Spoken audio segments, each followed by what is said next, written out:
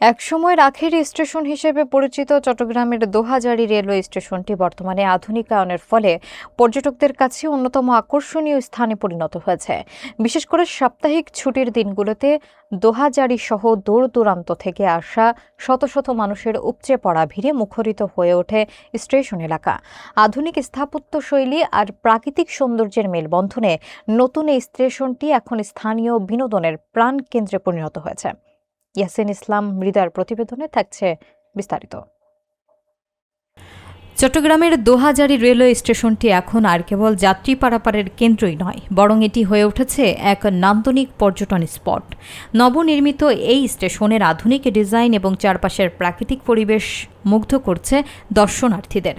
প্রতিদিন বিকেল গড়াতেই মানুষের আনাগোনা বাড়লেও সাপ্তাহিক ছুটির দিনগুলোতে ভিড় কয়েক গুণ বেড়ে যায়। স্টেশন এলাকায় ঘুরতে আসা দর্শনার্থীরা জানান, আধুনিক সুযোগ সুবিধা আর মনোমুগ্ধকর পরিবেশের কারণে পরিবার এবং বন্ধুদের নিয়ে সময় কাটানোর জন্য তারা এই স্থানটিকে বেছে নিয়েছেন। সেখানে ঘুরতে আসা পর্যটকদের কেন্দ্র করে স্টেশন এলাকায় গড়ে উঠেছে ফুচকা, বেলপুরি এবং ফাস্ট ফুডের দোকানসহ হরেক রকমের ক্ষুদ্র ব্যবসা। শিশুদের বিনোদনের জন্য রয়েছে খেলনার দোকান এবং আড্ডার জন্য নানা পদের চায়ের দোকান। দর্শনার্থীরা প্রত্যাশা করেন দিন দিন এই স্টেশনের জনপ্রিয়তা আরও বৃদ্ধি পাবে এবং এটি চট্টগ্রামের অন্যতম প্রধান পর্যটন কেন্দ্রে পরিণত হবে।